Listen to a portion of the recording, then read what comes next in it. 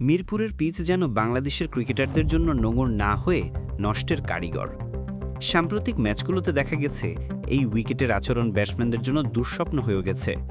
বল সামান্য পুরনো হতেই অস্বাভাবিক টার্ন ও বাউন্সে বিপাকে পড়ছেন ব্যাটাররা।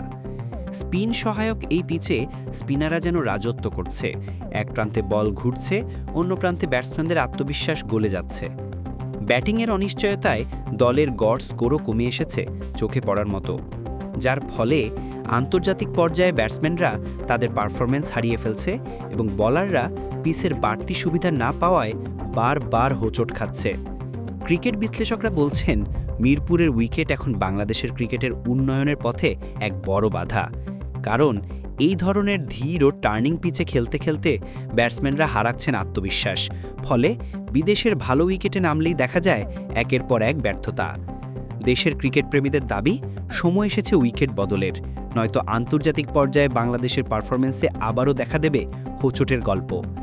বাংলাদেশ ক্রিকেট বোর্ড কি শুনছে সমর্থকদের কণ্ঠস্বর?